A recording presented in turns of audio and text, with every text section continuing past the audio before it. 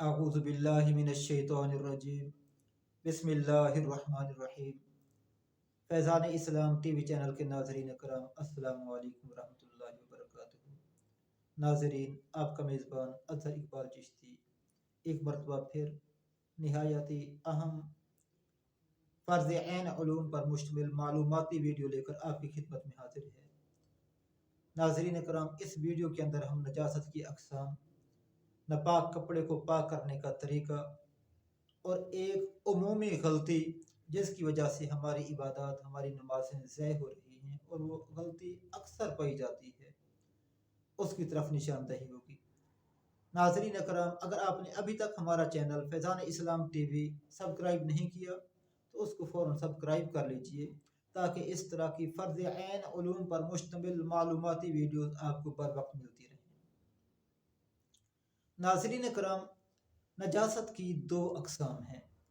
Number एक नजासत खफीफ़ा और number दो नजासत गलीज़ा।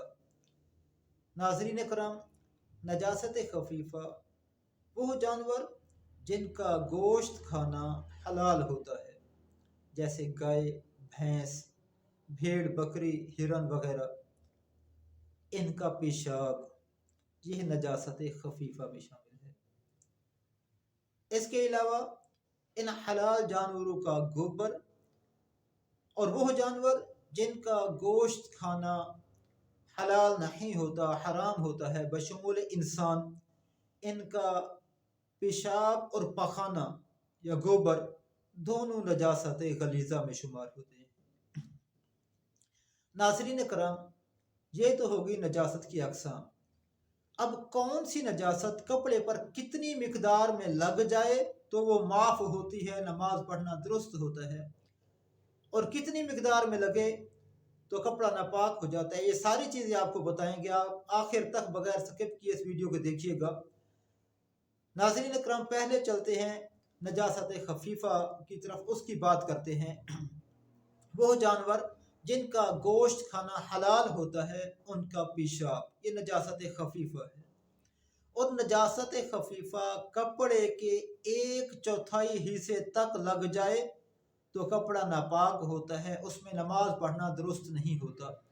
अगर 1/4 हिस्से से कम मिकदार में लगती है तो फिर उस कपड़े में अगर कोई और कपड़ा मुयस्सर नहीं तो उसी कपड़े को पहनकर नमाज पढ़ना भी दुरुस्त होता है। नाज़रीन करम, फिर कपड़े से क्या मुराद है?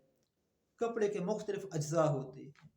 जो हमने कुर्ता या कमीज़ पहनी है, इसका बाजू अलहदा जुज़ है, दूसरा बाजू अलहदा जुज़ है, कपड़े का जो कॉलर है ये एक अलहदा जुज़ है, कपड़े का सामने का जो हिस्सा है ये एक अलहदा जुज़ है, कपड़े का पीछे का हिस्सा जो है वो एक अलहदा जुज़ है। इसी तरह जब हमने शलवार पहनी होती है तो उसके अंदर भी सिलाई करके 3-4 पार्ट होते हैं जिनको सी कर जोड़ा जाता है, तो हर कपड़े का जुज़ अलहदा अलहदा जुज़ शुमार होता है। तो नाज़रीन करम, अगर कपड़े के एक जुज़ के 1/4 हिस्से पर लग गया, फर्ज करें अगर वो बाजू पर लगता है, कपड़े के बाजू पर, तो इस बाजू की जो लंबाई है यहाँ कंधे से लेकर यहाँ तक, ये एक जुज़ है।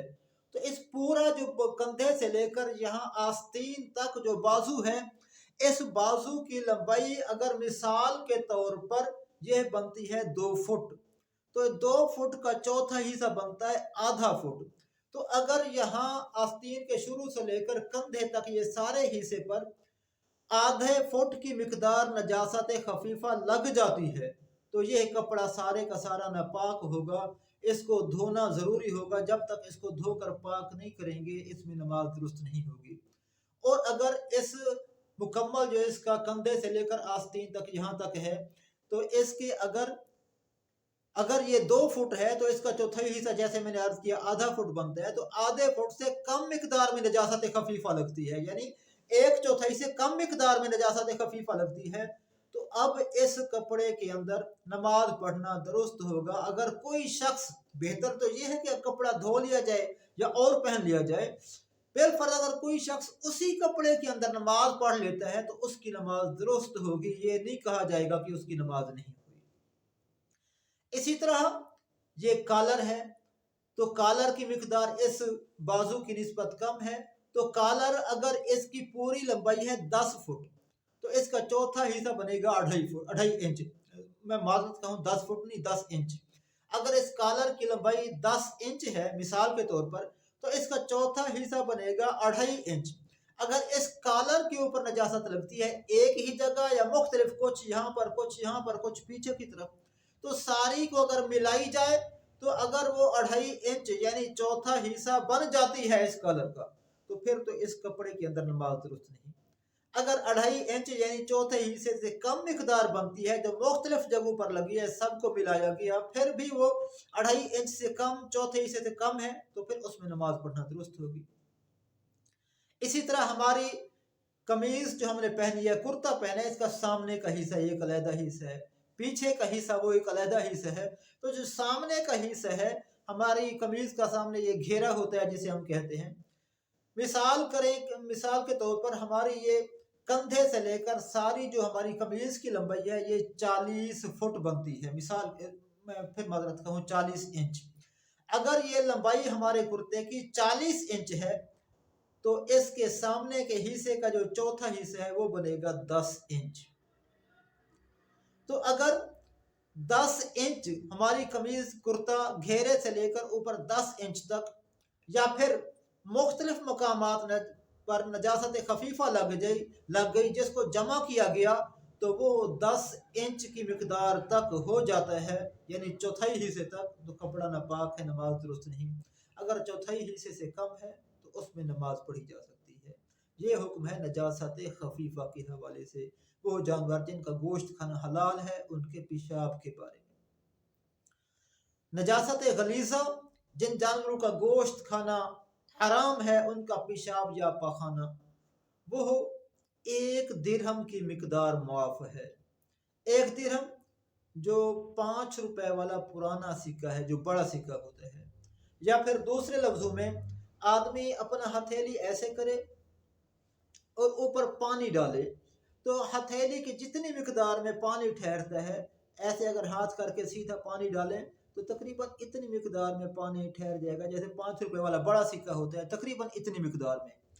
تو اتنی مقدار میں 1 درہم کی مقدار یا 5 روپے والا جو پرانا بڑا سکہ ہوا کرتا تھا ہمارے زمانے میں پاکستان کے اندر، آج کل کے زمانے میں تھوڑا عرصہ پہلے تک، تو اتنی مقدار میں اگر نجاست غلیظہ کپڑے کے کسی ایک حصے، کسی ایک جز پر لگ جاتی ہے تو کپڑا ناپاک ہو چکا ہے، اس میں نماز پڑھنا درست نہیں۔ اور اگر اس 5 روپے والے بڑے سکے کی مقدار سے کم نجاست غلیظہ لگتی ہے تو اس کپڑے میں بہرحال نماز پڑھنا درست ہوگا، اگر کوئی شخص پڑھ لیتا ہے تو اس کی نماز ہو جائے گی۔ یہ تو تھی ناظرین کرام نجاست کی اقسام۔ اب چلتے ہیں کہ اگر نجاست کپڑے کو لگ گئی ہے تو اس کو کس طرح پاک کیا جائے گا۔ ناظرین کرام، اگر کپڑے پر نجاست لگ گئی ہے تو پھر اس کپڑے کو پاک کرنے کا طریقہ یہ ہے کہ اس کپڑے کو، مثال کے طور پر یہ کپڑا ہے، اس کو نجاست لگی ہے تو جس جگہ نجاست لگی ہے اس جگہ کو پانی ٹوٹی کھول کر، نل کھول کر نیچے اس کو دھویا جائے گا، اچھی طرح رگڑا جائے گا۔ دھونے کے بعد اس کو، کپڑے کو پوری طاقت لگا کر اس کو نچوڑا جائے گا۔ اتنا نچوڑنا ہے کہ اس میں سے مزید پانی کا کوئی قطرہ، کوئی بوند نہ ٹپکے۔ اس کو اچھی طرح دھونے اور نچوڑنے کے بعد کپڑے کو ایک سائڈ پہ رکھ دینا ہے اور پھر ہاتھوں کو دھو لینا ہے۔ ہاتھوں کو دھونے کے بعد دوبارہ اس کپڑے کو اٹھانا ہے اور نل کے نیچے کر کے پانی کھول کر دوبارہ اس کو دوسری مرتبہ دھونا ہے۔ اچھی طرح دھونے اور رگڑنے کے بعد اس کپڑے کو دوبارہ دوسری بار ہم نچوڑیں گے۔ اتنا نچوڑیں گے پوری طاقت لگا کر کہ مزید اس میں سے پانی کی کوئی بوند نہ ٹپکے۔ جب دوسری بار اس کو دھو کر نچوڑ لیں گے تو پھر اس کپڑے کو رکھ دیں گے اور پھر دوسری مرتبہ اپنے ہاتھوں کو دھوئیں گے۔ ہاتھ دھونے کے بعد تیسری مرتبہ پھر اس کپڑے کو اٹھائیں گے اور نل کھول کر اس کو اچھی طرح رگڑیں گے، دھوئیں گے اور دھونے کے بعد اس کو اچھی طرح نچوڑیں گے۔ اتنا کہ جیسے پہلے میں نے 2 مرتبہ عرض کیا کہ اتنا طاقت لگا کر نچوڑیں، اپنی پوری طاقت لگا کر کہ اس میں سے پانی کا ایک قطرہ بھی مزید نہ ٹپکے۔ اتنا نچوڑنے کے بعد ہاتھ دھو لے۔ جب 3 مرتبہ نچوڑ لیا تو اب یہ کپڑا پاک ہو چکا ہے۔ اس کپڑے کو پہن کر نماز پڑھنا درست ہوگی، چاہے اگرچہ گیلا ہی کیوں نہ ہو۔ تو ناظرین کرام، یہ کپڑے کو پاک کرنے کا طریقہ تھا۔ وہ کپڑا جو زیادہ سخت نہ ہو، زیادہ موٹا نہ ہو۔ ناظرین کرام، اگر کپڑا زیادہ موٹا ہے، مثال کے طور پر جیسے مسجدوں کے اندر موٹے قالین ہوتے ہیں، کارپیٹ ہوتے ہیں، جن کو نچوڑنا ممکن نہیں ہوتا، تو ان کا طریقہ یہ ہے کہ اگر وہ اتنا موٹا ہے کہ اوپر سے پانی ڈالیں تو وہ نیچے سے نہیں ٹپکتا، یا بہت دیر کے بعد تھوڑا سا قطرہ قطرہ ٹپکتا ہے، تو اس کو اس طرح دھونا اور نچوڑنا ممکن نہیں ہوتا۔ تو اس کے اوپر والے حصے سے اس کو دھو لیا جائے، نجاست اوپر سے صاف کر لی جائے اور اس کو اچھی طرح رگڑ لیا جائے، تو اس کے بعد جب وہ خشک ہو جائے گا تو وہ پاک ہوگا، اس میں نماز پڑھنا درست ہوگی، اس کو نچوڑنا کیونکہ ممکن نہیں ہوتا۔ تو ناظرین اکرام، اب چلتے ہیں اس غلطی کی طرف جو عموماً ہر گھر کے اندر پائی جاتی ہے۔ بچے، چھوٹے بچے پیشاب کرتے ہیں، ان کے کپڑے ناپاک ہوتے ہیں، یا بڑوں کے کپڑے نجاست لگ گئی، ناپاک ہو گئے، تو اسی طرح اتار کر پھینک دیے جاتے ہیں۔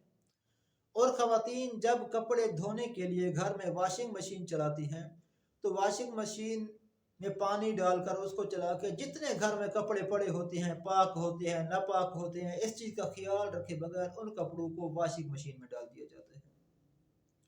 تو ناظرین اکرام، یہی وہ بہت بڑی غلطی ہے۔ ناپاک کپڑے کو جیسے ہی واشنگ مشین کے اندر ڈالا تو واشنگ مشین کے اندر جو پانی ہے وہ کثیر نہیں قلیل ہوتا ہے۔ کثیر اور قلیل پانی کا فرق میری ایک اور ویڈیو کے اندر موجود ہے، وہ آپ چینل پر آ کر سرچ کر لیجئے گا کہ پانی کی کتنی اقسام ہوتی ہیں اور پانی پاک کرنے کا طریقہ، اس عنوان سے میری ویڈیو موجود ہے، وہ آپ دیکھ لیجئے گا۔ تو سامعین کرام، جیسے ہی ناپاک کپڑے کو واشنگ مشین کے اندر ڈالا جاتا ہے تو واشنگ مشین کا سارا پانی ناپاک ہو جاتا ہے۔ اس کے اندر جتنے کپڑے ڈالے وہ سارے کے سارے کپڑے، ان کو ناپاک پانی لگا تو وہ ناپاک ہو گئے۔ اس کے بعد واشنگ مشین چلتی رہی، اسی ناپاک پانی کے اندر میل تو صاف ہو گئی، لیکن ناپاکی ان کے اندر ویسی کی ویسی، جو کپڑے ناپاک نہیں تھے وہ بھی ناپاک پانی لگنے کی وجہ سے سارے کپڑے ناپاک ہو گئے۔ اس کے بعد دوسرے مرحلے میں ہماری گھر میں خواتین واشنگ سے کپڑے جب نکالتی ہیں تو ان کو ٹب ایک پانی کا بھرا ہوتا ہے، ان کے اندر ڈالتی ہیں، 2-3 بار ان کو ڈال کر نکال لیتی ہیں، اور اس کے بعد ڈرائی مشین ہو تو اس میں ڈال کر خشک کر کے تو تار پہ ڈال دیتی ہیں، یا پھر ہاتھوں سے نچوڑ کر ان کو تار پہ ڈال دیا جاتا ہے۔ تو وہ کپڑے اس طرح سے جو دھوئے جاتے ہیں وہ ناپاک کے ناپاک ہی رہتے ہیں۔ بلکہ ایک اگر چھوٹے بچے کا کوئی ناپاک کپڑا بھی ڈال دیا تو اس نے جتنے بھی کپڑے دھلے سب پاک کپڑوں کو بھی اس پانی نے ناپاک کر دیا، اور وہی ناپاک کپڑے ہم پہن کر نمازیں پڑھتے رہتے ہیں اور ساری عبادات کرتے رہتے ہیں، اور کپڑوں کے ناپاک ہونے کی وجہ سے ہماری ساری عبادتیں ضائع ہو جاتی ہیں اور جن کا ہمیں پتہ ہی نہیں ہوتا۔ تو اب کرنا کیا چاہیے؟ کرنا یہ چاہیے کہ جب واشنگ مشین کے اندر ہم نے کپڑے ڈالنے ہیں تو ڈالنے سے پہلے جو کپڑے ناپاک ہیں، جو بڑا ہے اس کو پتہ ہے اگر کہ میرے کپڑوں پر نجاست لگی ہے، تو جب کپڑے تبدیل کرنے لگا ہے تو ان کو ایسے پھینکنے کی بجائے جس جگہ نجاست لگی ہے اس جگہ کو، جو میں نے کپڑا پاک کرنے کا طریقہ بتایا، اس طریقے سے اچھی طرح صاف کر کے پاک کر کے پھر واشنگ مشین میں ڈالا جائے۔ اسی طرح خواتین بھی بچوں کے جو ان کو پتہ ہے کہ یہ ناپاک کپڑے ہیں، یا تو ان کو علیحدہ واشنگ مشین سے ہٹ کر علیحدہ ٹب میں ہاتھ پر دھو لیا کریں، یا پھر جو میں نے کپڑا پاک کرنے کا طریقہ بتایا اس طریقے کے مطابق کپڑے کو پاک کر کے پھر واشنگ مشین میں ڈالا کریں۔ ناظرین کرام، یہ چند ضروری باتیں تھیں جن کو سیکھنا ہمارے لیے نہایت ضروری ہے۔ اگر آپ کو یہ ویڈیو اچھی لگی ہے تو اس کو لائک کیجئے گا اور شیئر کیجئے گا۔ جزاک اللہ، اللہ آپ کو خوش رکھے۔ السلام علیکم ورحمۃ اللہ وبرکاتہ۔